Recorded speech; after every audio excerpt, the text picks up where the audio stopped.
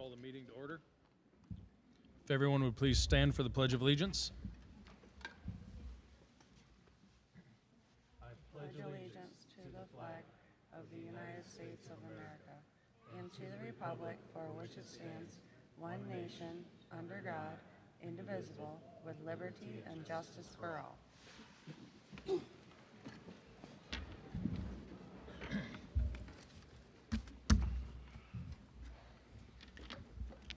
If anyone would like to speak during the public comment, there's a form up front. If you could fill that out, please. Do we have any additions or deletions to the board agenda? We do. I omitted Mr. Nate, our athletic director, is here tonight to provide his winter athletic report for the season. And in all my haste to get out of town late last week, I think I forgot to tell Zoe to add him to the agenda. So I think he was happy when he arrived and didn't see his name on there, thought he was going to get away without doing his report tonight, but we're going to add him in and have him give us a winter summary report. Perfect. Glad you're here. We're going to start with our student representative report. Thank you for having us here tonight. We look forward to telling you about many great things going on at the high school. Let's start with Rotary Interact. Rotary Interact is sponsoring a book drive to support local My Little Library boxes. FFA follow-up. Merrill Adams and Alina Preston placed second at the FFA State Convention in the Agricultural Issues Competition. Merrill went on to compete in the Prepared Public Speaking Competition, where she placed sixth. Congratulations to both. DUHS Musical. DUHS presented the musical Matilda under the direction of Ryan Murray this past weekend. Thank you to Director Murray and the entire cast and crew for a great performance. Thank you, Mr. Van Rockel and Mr. Scher, for their help in the pit with vocal performances. A special thanks to Lincoln Clark and Nick Schultzman for their tech help. Soup Drive. National Honor Society and the Environmental Club are co-sponsoring a soup drive for local food pantries. These groups are collecting canned goods such as ready-made soups, vegetables for soup, and soup starter kits for local food banks. Prom. The junior class is hosting this year's prom at Marion Magnolia Farms on April 26th from 8 to 11 p.m. The theme will be A Night to Remember. Solo and Ensemble. Congratulations to Sage Gordon and Calvin Diamond, who shared a Division I rating on their duet at State Solo and Ensemble. Chris Meitwaller scored a Division II in proficiency on his solo performance. Congrats to all. Robotics. Robotics was in action at Berrien Springs this weekend. They placed as high as 13th. Driver's Ed. Mr. Litton will be hosting segment 2 of Driver's Education starting March 24th at DUHS. Career Fair. DUHS will be hosting an annual Career Fair Day on March 26th. This will give the high school students an opportunity to learn more about various careers and employment opportunities.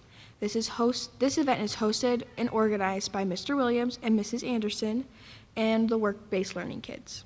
Spring break and state testing. We are looking forward to spring break starting on March 28th and lasting until April 7th when classes resume. This will give us a chance to rest up before grades 9th, 10th, and 11th start testing in April. Man, am I glad to be a senior right now. Humanities Club. Humanities Club will be taking a trip to Chicago April 16th to see the award-winning show Titanic, and again in May to Toledo, Ohio to see the musical Clue. A special note about both trips. We wish to express our thanks to Dowagic Foundation grant for awarding us $1,096 to offset the cost of the show in April. A special thanks to American Theater Guide Guild for our May trip. DUHS received 15 tickets from this organization via the Staging the Future grant for awarding a total of $645. Athletics. We're kicking off our spring sports season off to a good note. We are looking forward to the games and competitions starting. Thank you to Scott Rose for taking our senior spring sports banners. This concludes our March report. Thank you for your continued support.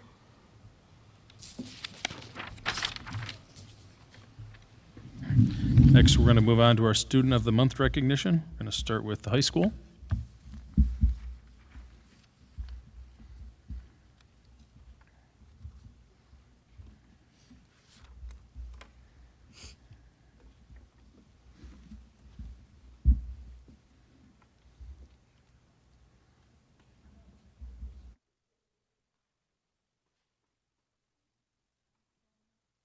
It's like you to stand kind of out front so everybody can see you. You can go out here, they can get pictures. There you go. Don't be shy. Good evening. My name is Kelly Millen. I'm the principal at Dowagiac Union High School, and it is my privilege to invite Elijah Frazier to join me as Dowagiac Union High School Student of the Month for February.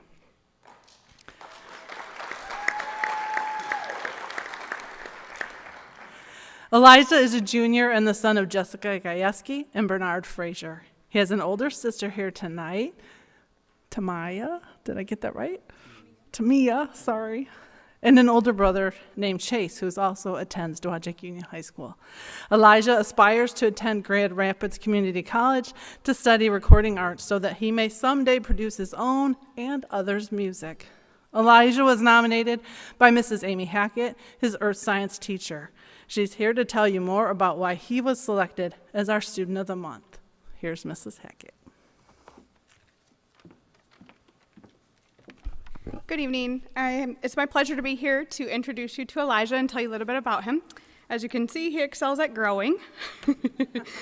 Elijah's, one of his favorite hobbies is skateboarding. He's been doing that for about 3 years now, and he really does enjoy the recording arts. Like Mrs. Millen said, he wants to go to school for that, so he spends a lot of time in his home studio working on his own music and hopes to someday produce that as well as others' music as well. One of the things about Elijah that I really enjoy is he said it's his goal to inspire others in the classroom. And you don't find a lot of students this age who are working beyond themselves and also working to inspire others in the classroom. So he's extremely engaged and he works to motivate others as well. He's very determined. He's shown a lot of maturity more and more in the recent years. And when I nominated him, it was received with resounding support from the rest of the staff. Mr. Winters also asked me to share that he calls Elijah his hype man in the classroom, that he's always encouraging his classmates, giving his best effort, and never giving the bare minimum, always going way beyond that. So we want to congratulate Elijah on being our March Student of the Month.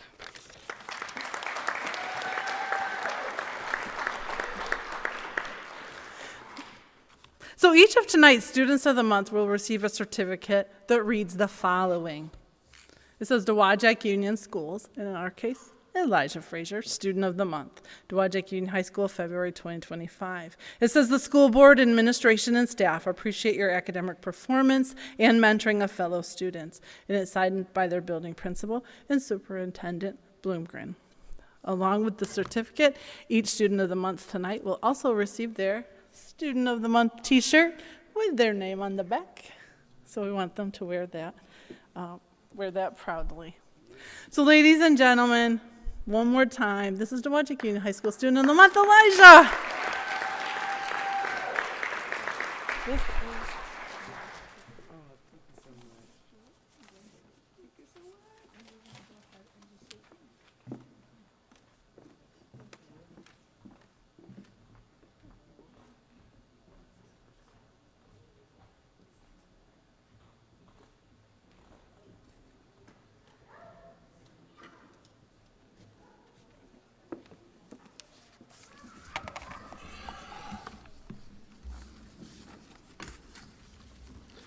Next, we have the middle school.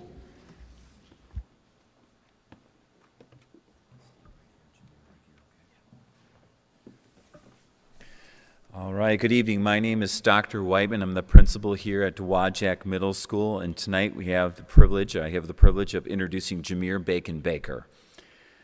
Jameer is an 8th grade student at Dowagiac Middle School and is the son of Jameer Bacon and Bria Brookins. Jameer has 3 sisters, Jayla, who is a 10th grader at DUHS, Elizabeth, who is attending SMC, and also a sister named Destiny, who works at Creative Foam. Jameer told me what he likes most about our school are the teachers. He says they help him learn and they are very nice. Jameer also told me he really likes to participate in sports.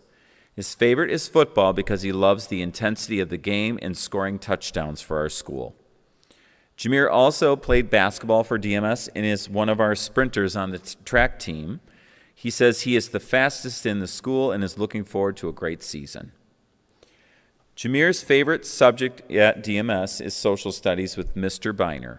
He says he likes it because he enjoys learning about history and what it was like to be in the United States when it was just becoming a nation. Jameer was nominated by Mrs. Collins, who teaches 6th through 8th grade ELA at DMS, and she had this to say about her nominee.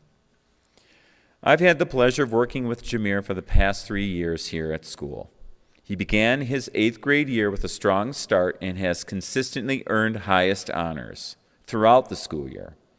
As a dedicated athlete, he applies the same discipline and commitment to his academics as he does in sports. He is always eager to participate in class, demonstrating a strong desire to improve and excel in whatever he's working on. He is not only proactive in asking for help when he needs it, but also is very generous in offering assistance to his peers when he can. On top of all of his academic and athletic achievements, Jameer has a great sense of humor and adds a positive energy to the classroom, and overall just makes him fun to be around in class. Jameer's positive attitude, strong work ethic, and willingness to help others have made him a standout student and a great role model for his classmates. So after interviewing him, he told me in his spare time, Jameer says he enjoys hanging out with his friends and playing basketball. He also enjoys going to the high school to work out in the weight room with his football teammates. He does this 2 days a week with Coach Blackamore. Jameer also says he enjoys listening to music, and his favorite types of music are R&B and hip-hop. His favorite artist right now is Ken Carson. When asked if he had any advice to give other kids interested in wanting to become a Chieftain Student of the Month, Jameer had this to say. I would tell them all you got to do is get to class on time and turn in all your work. Also, I'd tell them don't let distractions bother you from learning. Pay attention in class and stay engaged. Finally, my advice to them would be to stay out of trouble, even when it's looking for you. Just go about your business and don't get drawn into problems of others.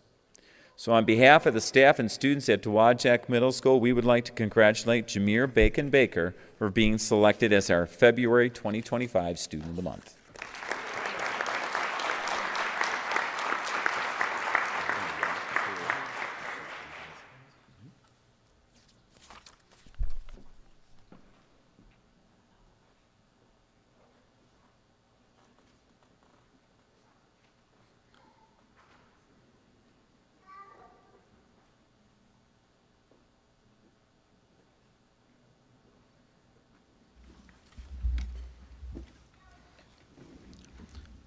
And now we have Kinchelo.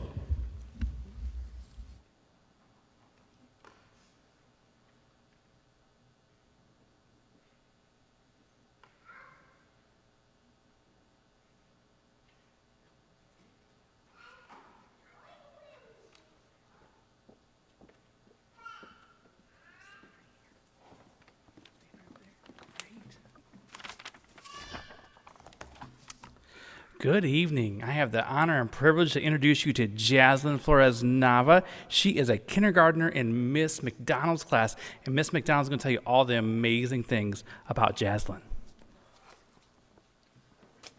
My name is Melissa McDonald, and Jaslyn is in my kindergarten classroom. I am so excited to present her to you guys. Jaslyn is in kindergarten. She is the daughter of Teresa Nava and Hector Flores. She has a sister, Joy, in 3rd grade, and an older sister, Josie. She has a cat named Jax. Jaslyn wants Jax to sleep with her, but he prefers to sleep with Joy. Jaslyn says this year she has learned how to write her name, read some books, and that she has learned about addition. She enjoys having time to write and draw pictures in class. Jaslyn says that even though she has learned all of those skills, and she's learned many more, that her favorite thing to do is to come to school and play with her friends.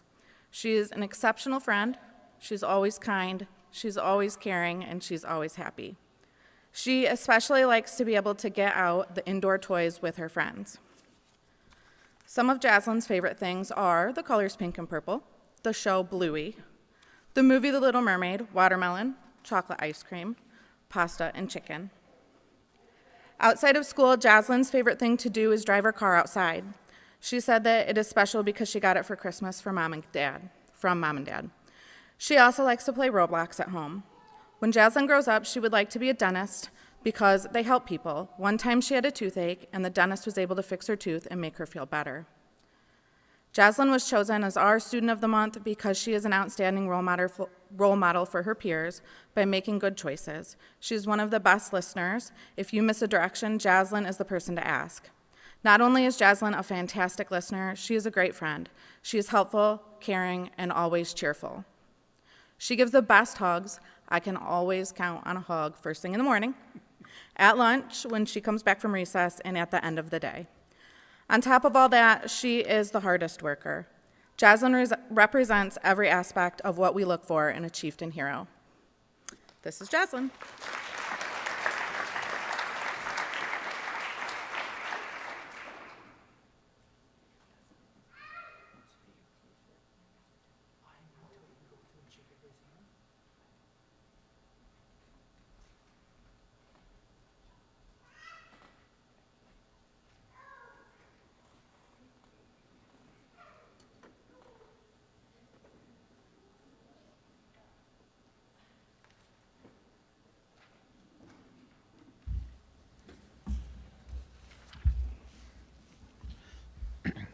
Justice Gage.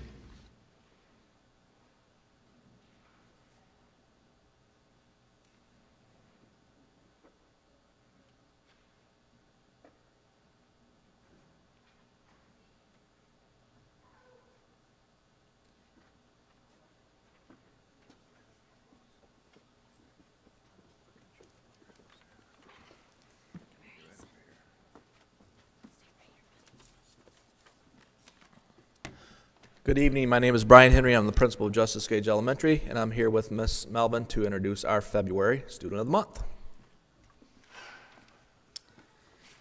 Hazen Galvin is a 5-year-old kindergartner in my class. His parents are Ashley Anderson and Jonathan Corey. He is a great example of a chieftain hero. He works hard daily, and when he doesn't know something, he asks for help. He helps others when they need help too. He is a friend to everyone. He follows the rules and expectations during all parts of his day. Hazen has made a lot of growth in math and reading on his iReady. He's grown 131% on his progress towards his annual typical growth. He's almost at his end of the year stretch goal. I'm very proud of how he has done this year, and I know that he will continue to grow as a student. One other thing that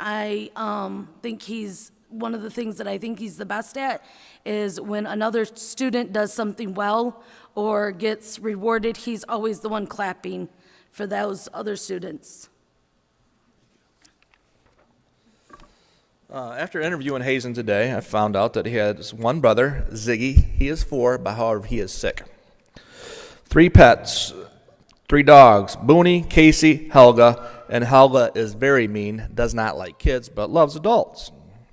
His favorite thing about school is that he loves recess and he loves to play outside. His favorite subject is math and he loves counting numbers. When he grows up, he would love to be a police officer. And an interesting or unique fact about Hazen is my friends love that I have Fortnite and a PlayStation. I think they love you for other reasons as well, Hazen. And he feels that he's a Justice Gage hero because he never runs in the hallways. And he also feels that he was selected as a Student of the Month because he was being a good hero. A couple other interesting facts. His favorite restaurant is McDonald's because you can always get hot fries and chicken nuggets. And Hazen isn't much of a hugger, but he can when he's excited, he can give a mean high five. So congratulations to Hazen Galvin, our February Student of the Month.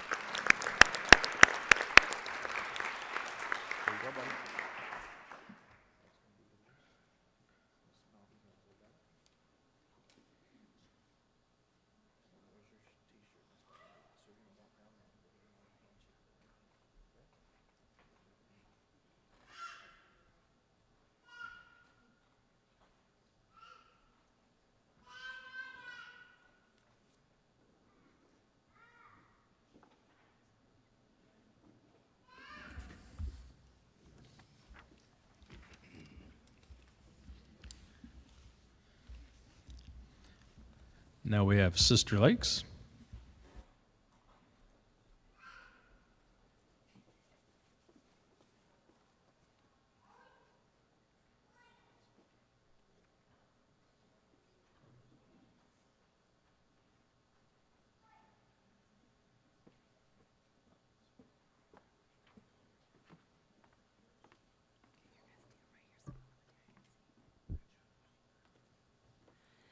Good evening. My name is Alicia Stout, and I'm the principal out at Sister Lakes Elementary, and I would like to introduce you to Natalie Jones, our kindergarten February student of the month. Unfortunately, Mrs. Quinn couldn't be here tonight. However, this is what she has to say about Natalie. I chose my kindergarten classroom student of the month to be Natalie Jones. Natalie is a great example of what it means to be a chieftain hero. As a friend, Natalie is kind, helpful, and encourages her classmates. Every day, Natalie comes to school eager to learn with a positive attitude. Natalie consistently demonstrates the highest academic performance in all subjects. Natalie is the daughter of Anthony and Corey Jones. She has one sister, Evelyn, who's in second grade at Sister Lakes. She also has a dog named Shadow, who I get to see every day when she gets picked up. Natalie's favorite subject in school is reading. For fun, Natalie likes playing on her Nintendo and tablet. Her favorite food is tomatoes, and her favorite color is blue. When she grows up, she would like to be a police officer. So congratulations to Natalie Jones, our February Student of the Month.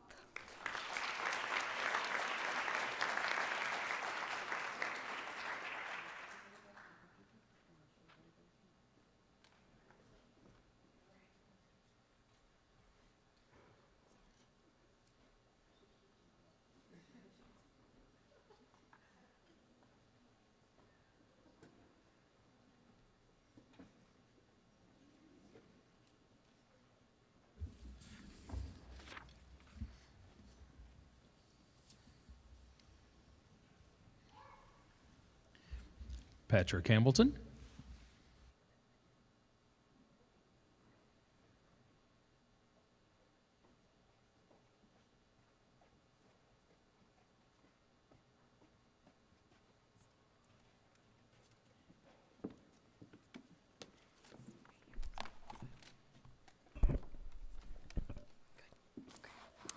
Good evening. My name is Nicole Conlon. I am the principal at Patrick Hamilton Elementary, and I have the honor of introducing Elijah Robison, our kindergarten student of the month. Elijah is accompanied this evening by his mom, Samantha Rabb, and his dad, Terry Robison. He has a younger brother named Adrian and a younger sister named Thea. To introduce us a little more, here is Mrs. A., his classroom teacher, who nominated him. Elijah was chosen as Student of the Month for his continuous growth in kindergarten. Eli shows his excitement for learning and making the right choices. He has become a great friend, a problem solver, and classroom helper throughout the school year. I asked Elijah what he enjoys most about school, and he said, "School is fun." He said his favorite thing about school is center time, computers, and playing tag with his friends. When he is at home, he loves to watch TV and play Mario Kart on his Nintendo Switch. Eli also loves vegetables and the color blue. When he grows up, he would like to be a soccer player because it looks like fun, and he would also like to be a superhero because he wants to save everyone who is in danger. I am looking forward to enjoying the rest of the year with Elijah as he continues to have a positive attitude. Great job and congratulations.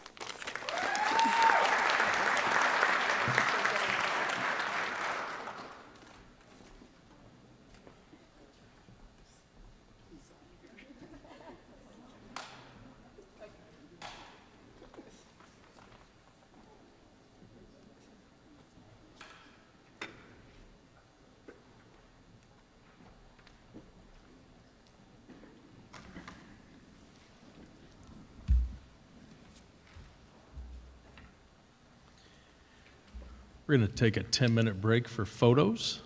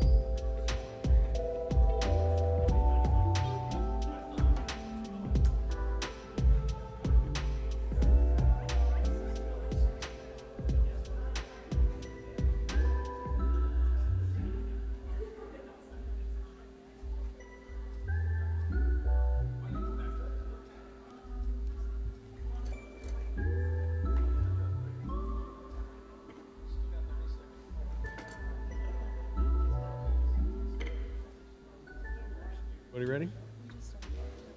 All right. We go back in session.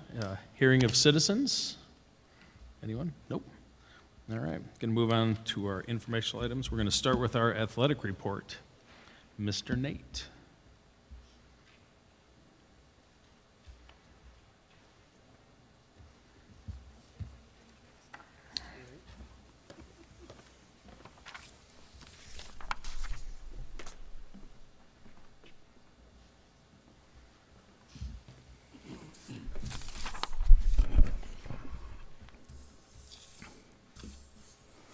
Well, good evening. Thank you guys for once again for the opportunity to talk about Dowagiac athletics. Those that know me know I'm always willing to talk about the Chieftains, and it's a point of pride for me and our community. So we'll talk about the winter sports season, then I'll open up for any questions you guys might have, talk a little bit about what's upcoming spring and how we plan on closing out the year. So obviously we just finished up the winter sports season. I'll start with some all-conference things. We had 30 all-conference members.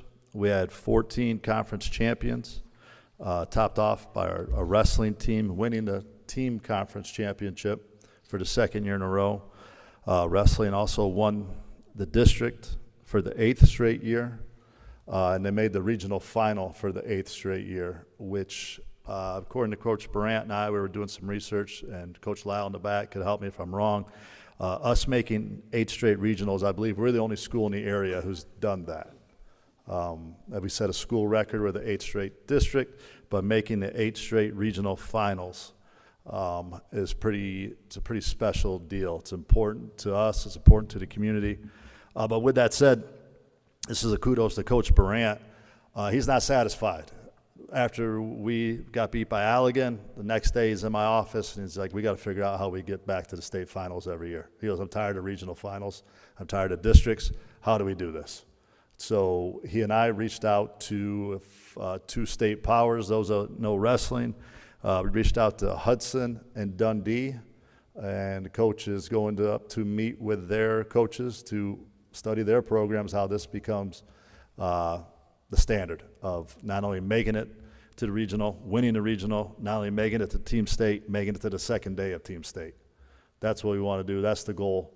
I told him, I said, kudos to you that districts and regionals now have become boring. Because I always tell them, value every win you get, right? But it's a testament to the program there that districts have become boring for them.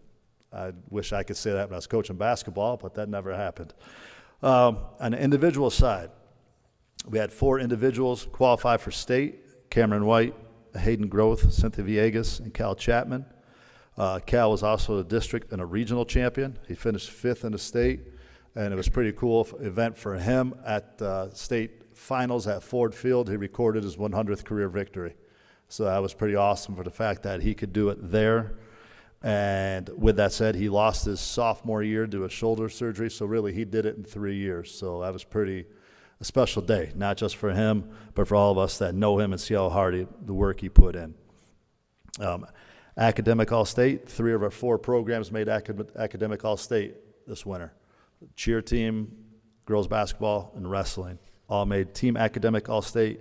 Individually, for wrestling, Cal Chapman, Hayden Groth, Cynthia Villegas.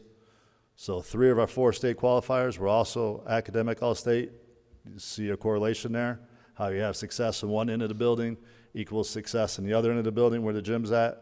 There's no secret to it. I tell our kids that all the time. There's no magic light switch. That's what happens. You take care of business down there, you'll take care of business down here. It's a set of habits that you have, and that's how we try to preach it. With girls basketball, Brenna Mott was also individually Academic All-State.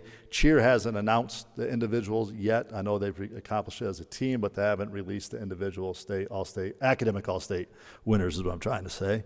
So once that is, we'll get that put out on our social media aspects as well. A few other bright spots. Owen Saylor signed his letter of intent to run at SMC during the winter. Hayden Hageman signed hers to continue cheering at Central, which is pretty cool. I haven't seen one of those since I've been here, so that was exciting. And Cal Chapman announced that he's going to wrestle at SMC. So that's also great. Two of our athletes are staying local, so that's good for us to see and follow them. And one of our college athletes, Wyatt Bailey, just wrestled in the Division II National Championships for Ashland University. So he qualified and made it to the National Championship meet, which is pretty special. Those that know Wyatt, it's awesome. Wyatt's one of my favorite athletes that we've had here. Has overcome some things and is a great success story.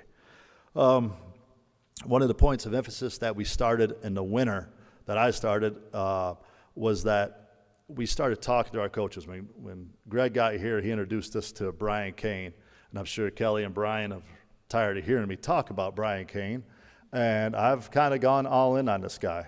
I'm in the process of being certified through his program.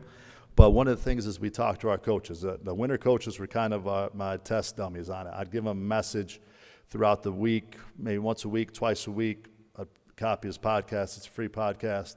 And it would talk about culture. It would talk about how to flush it and move on to the next play, teaching kids skills like that.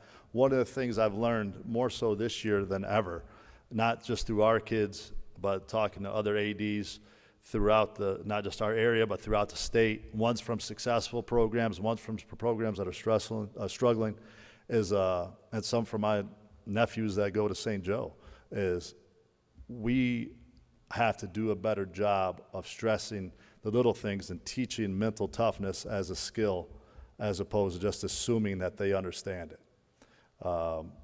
So with that, one of my points of emphasis this spring is we're going to teach mental toughness as a skill, just like it would be dribbling a basketball, laying down a bunt in softball, clearing a hurdle, making a putt, one of those type of things. And what I'm working on is I don't have the exact logistics yet how I wanted to do it. I wanted to meet with all of our student body and all of our teams on Mondays before they started their week of practice, give them a theme for the week. But with dual enrollment and tennis practicing up here and kids having to catch the bus, it's hard for me to gather all of our students after school and before they start practices. So today I shared it with our coaches. I say one of the things I wanted them to talk about this week is a simple E plus R equals O. If you've heard that, I'm going to bore you with it, but E plus R equals O. Event plus response equals outcome. So the event plus response equals the outcome. That carries over to what we've talked about, control the controllables. We have so few things in our lives that we're able to control, but we have 100% control of our response and how we react to it. So there's going to be a pitch this year, and I'll use Marley Carpenter's example because I see Christina, that there's going to be a pitch that is a ball, that an ump is going to call a strike. How's Marley going to respond to that?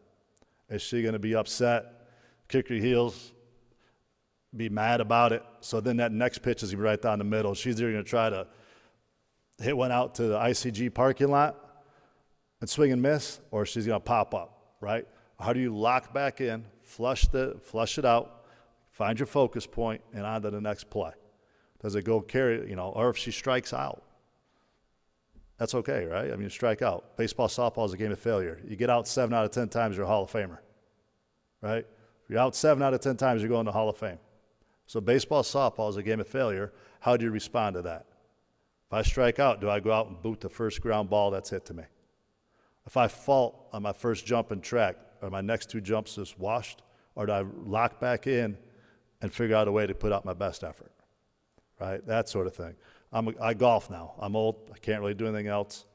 If I miss a 4-foot putt, which very rarely happens, but if I do I miss the next 4-footer? Chances are, yes, I do, because I need to work on my E plus R equals O, all right? So with that, we are making this a point of emphasis. I noticed a direct change in me. Our coaches have come up to me, and they've noticed it with themselves. It's just a constant reminder, adding more tools to the toolbox of how we can continue to improve. And we can't take things for granted that we have to put them in situations and see how they respond, right? So today's message to our coaches for the week was E plus R equals O. So the event is going to happen one way or the other. how do we respond, and what was the outcome of it. And so that's kind of what we're doing, building off what we did in the winter, increasing it more in the spring. So on to the spring. Tomorrow, softball is a scrimmage. The weather's nice. Come watch them. Track is running Wednesday and Thursday indoors up at Grand Valley. So they're excited about that. Soccer kicks off the first official home event on Friday. We play Hartford. So hopefully the weather holds off. I'm not going to lie to you. I'm not looking forward to like 42 and snow and rain and soccer, but we'll be there, and hopefully we get a W. So that is what I have for the winter sports report for you guys. Any questions? I'd be happy to ask or answer. All right. Thank you. All right. Thank you. Keep up the great work. Going to move on to our finance report. It is recommended that we pay the bills as follows. General fund, $908,478.54. Food service, $150,539.24. Capital projects, $43.40. Capital projects number 49, $27,700. And the activity accounts, $8,610.74.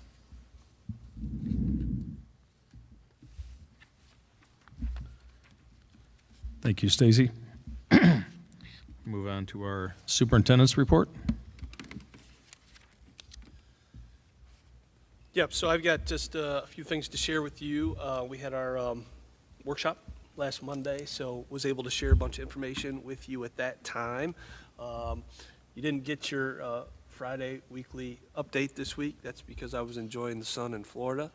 So I apologize for not getting that to you, but I'll include those updates this week as you get your update on Friday this week. So there's been a couple happenings in the district over the last few days, but I've been staying in touch with the admin team to keep tabs on those. And just real quick, go through my list. First of all, again, to be able to take a couple days out of the district is a testament to the team that we have here in Dowagiac, to feel confident to be able to leave and know that everything will run smoothly in my absence. So personally want to thank Dr. Dunn for stepping in and filling in for me as I was gone for a couple days, and the admin team. I continue to grow in confidence in the team that we have here and the people that we have here. We have a tremendous team, and very proud of the way they manage things and handle each of their buildings and the chemistry and the culture that we're building here. So I just want to thank them again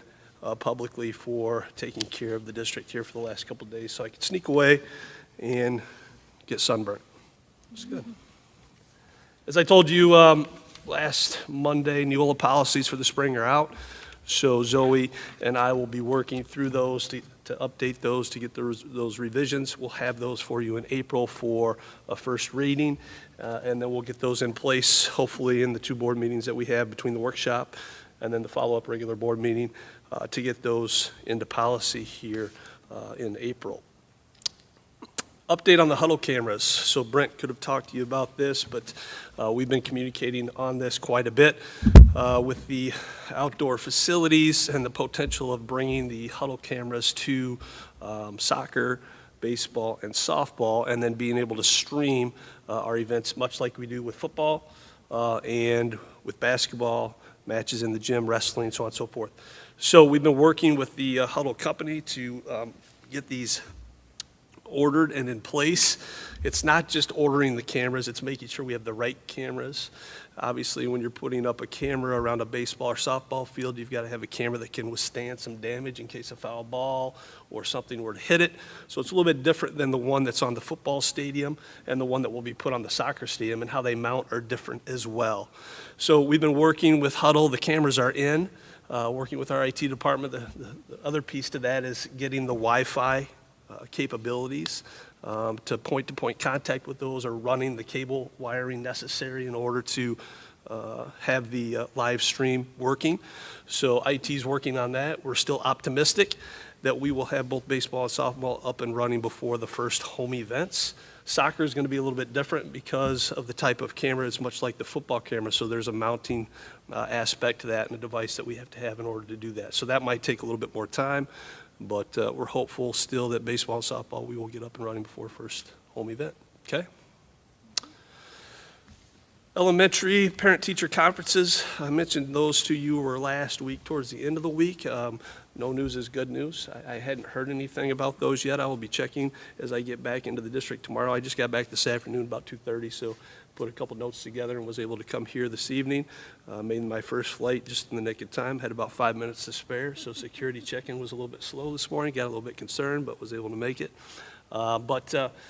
As I told you last week with the elementary parent-teacher conferences, the idea was a little bit different in the spring than it was in the fall.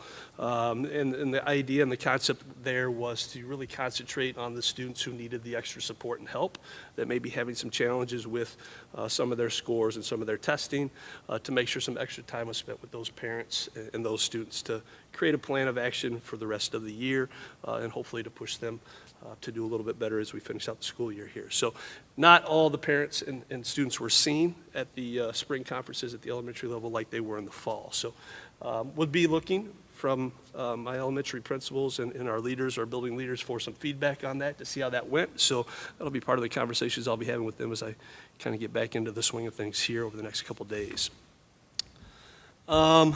And then just an FYI on kind of where we're at with the Pokagon tribe and their leadership team. We've been going back and forth since our last meeting about trying to figure out what a good time or next step is with the leadership team from the Pokagon tribe. And we have settled on a date. There'll be no commitments, but Rob and I will be going out to meet with their leadership team again to start talking about what potentially are next steps. And, you know, a couple ideas that Rob and I have is that we would like to get more of you involved in these discussions. And you know that we can only have so many board members present at any one of those meetings to keep it, you know, just an informal discussion with the Pokagon tribe. So we'd be looking at forming a potential board of education committee that would meet with the Pokagon tribe. That would include me and then 3 of you as board members. So we'd be looking for some feedback on that. And maybe, you know, if you're interested, I would say reach out to Rob, and Rob can reach out to you, and we can start thinking about potentially forming that committee and having those discussions as we move forward. That would be the group that would regularly meet with the Pokagon tribe, then their leadership team. Okay?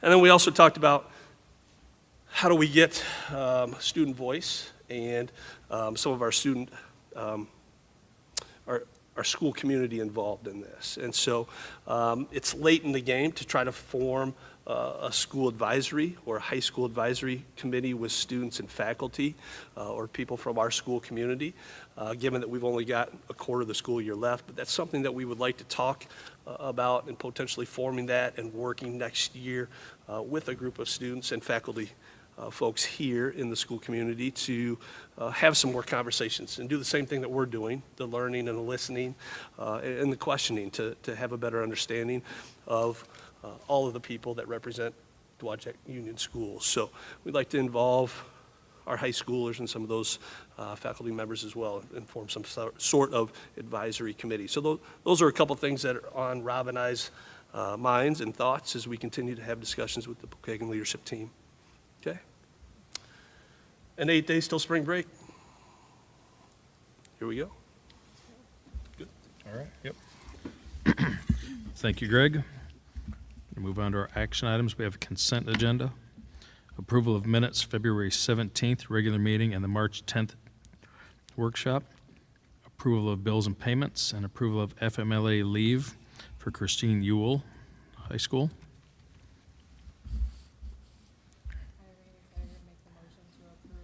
The items A through C as listed on the consent agenda. Support. All right. We have a motion with support. Any discussion? All right. All in favor? Aye. Aye. Opposed?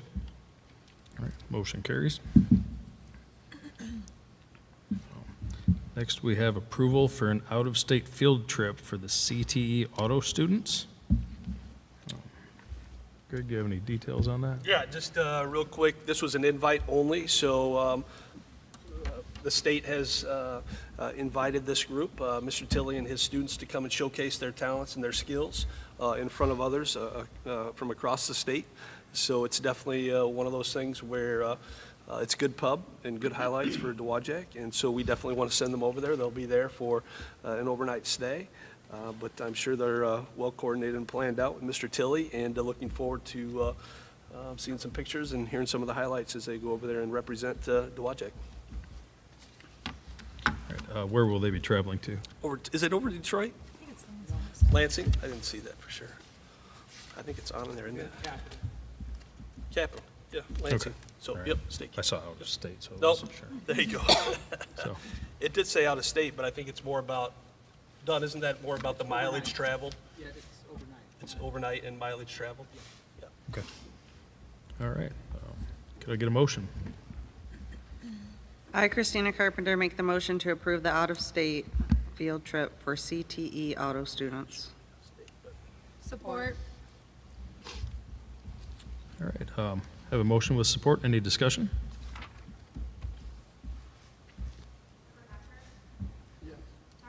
Yes. Carpenter? Yes. Charles? Yes. Eckes? Yes. Taggart? Yes. Motion carried. Okay. Next, we have approval to purchase K through 5 reading materials. Yeah, I'm going to have Dr. Dunn just give you a little update on how we landed, where we landed with this. So as you know, Greg's been keeping you updated through the year. We've started this process way back in August, and teachers have been looking at least 6 different, we'll call them curriculums, but vendors, and have been piloting lessons and tested running the product, so to speak. They've been meeting as grade level groups, and we've been meeting as grade level chairs as leadership throughout this process, getting some of their input along the way. As Greg's mentioned, we had a great PD day on January. We brought vendors in who could be here, and they got to meet and greet with them and ask some good questions. And then we followed up, as we always do since I've been here, with a survey about we need to give them the voice about what direction do we want to head, because the reality is I don't personally care what it is we land on. What I care about, and Greg cares about, is that we end up with high quality materials, period. And that's the most important piece. And that's been the driving force of the work we did with math when I came on board. This is the work that we're doing now with reading. The idea is that we do have really great teachers that have been with us, but as you know, we don't have a staff full of really great tenured teachers. We have a lot of new teachers who need a lot of support. And so I'm going to pick on Stephanie. Stephanie, who has transitioned to the classroom, which so glad to see. But imagine walking into your math classroom with no materials. I don't think you would still be teaching. No, you maybe, but probably not. And so we know we've got a lot of new teachers. And so the best way we can support, in addition to them working with their mentors and working with our veterans, is that we need to have high quality materials that are reliable, they can go to, and then eventually make their own. Because that's what really good teaching is. They have good materials, and then they develop that art of teaching. Because there's a science and there's an art. And so if we can give them the science, they'll develop the art. And so that's the premise of the work that we are doing with reading. We also looked at the teachers. I really appreciate their push to really find out what's going on. So they asked us, and we did provide the data about locally what other districts were using, and then we used that against third grade reading scores. And of course, what we found out was there's no rhyme or reason other than districts with high quality materials that are using them with fidelity are seeing results. So it doesn't matter what it is you're using, as long as you're committed to it, with good leadership to it, they're going to see results, period. So then they pushed back, which was a good pushback, and said, well, where are we at in the state? Where are the states? So we worked hard with the vendors to get a good sense of what is out there and where they're being used. And it's kind of interesting to see that data play out, because one of the vendors that they were least liking is one of the most prolific in the state. So that's kind of an interesting takeaway from that data set. But we went out and found that for them. So we tried everything we could to get them everything they could want. And what we know to be true from the survey data is that what the Reading League has said, there is no perfect curriculum. And so knowing that, no one's going to be all happy. It's not pizza. I can't make everyone happy with it. And so we're back to where we were with math. We have a consensus of a good 70% of the group that this is where we're landing. Not everyone's going to be happy, but everyone is committed to at least leaning in, learning, and using it, because at the end of the day, what matters most is getting our teachers high-quality instructional materials that they can lean on and use and make their own. So that's kind of the process of where we ended up. The beautiful thing about this is that this cost the district no additional dollars. We applied last year for a grant from the state, knowing that we would get ahead of the curve on this. And we were awarded about $250,000 in grant money. And we knew we were going to spend a little in PD, but we wanted to earmark the remaining for curriculum materials.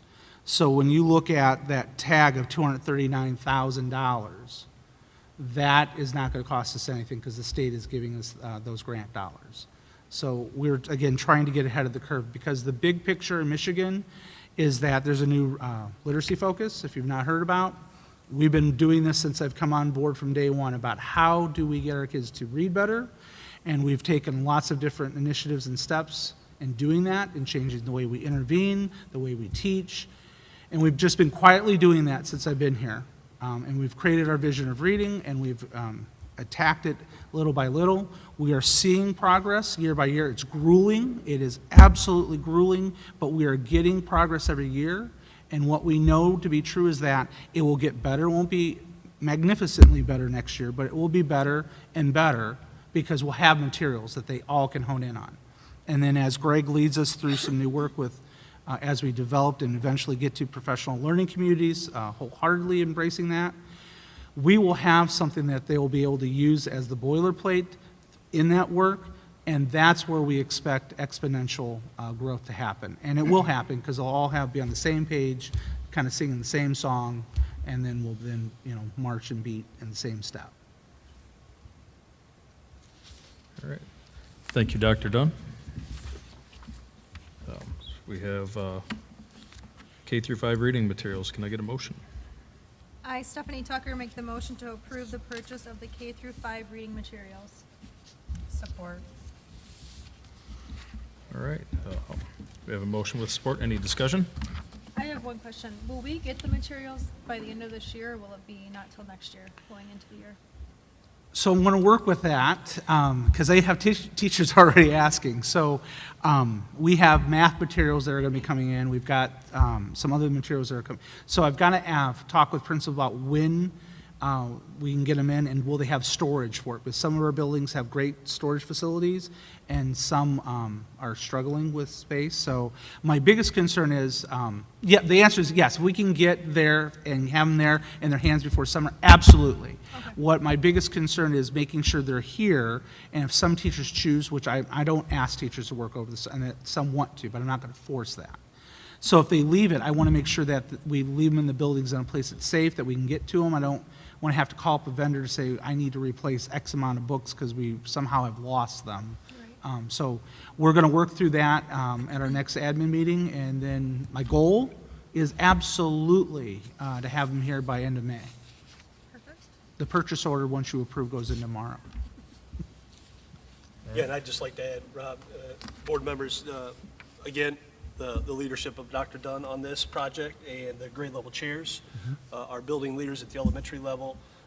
This has been a long process, but I think something that's been in the works and much needed over a long period of time to bring some consistency and some continuity to our K-5 English curriculum. And I think that's what this will do.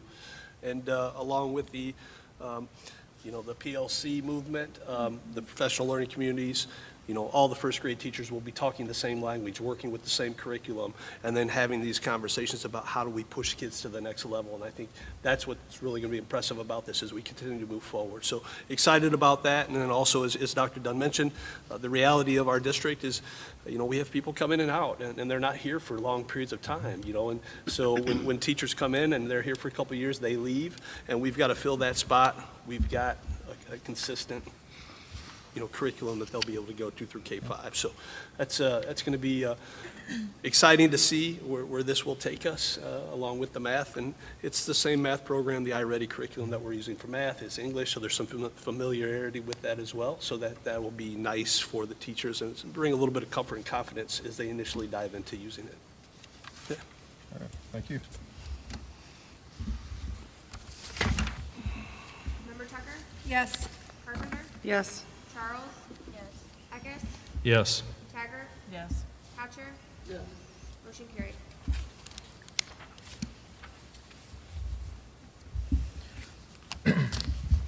All right, next we have, going to go into closed session, Open Meetings Act 15.268, Section 8, discussion items of superintendent's evaluation. Can I get a motion to go into closed session? I, Stephanie Tucker, make the motion to go into closed session under the Open Meetings Act 15.268, Section 8A. Support. All right, we're going to adjourn and go into closed session. Thank you.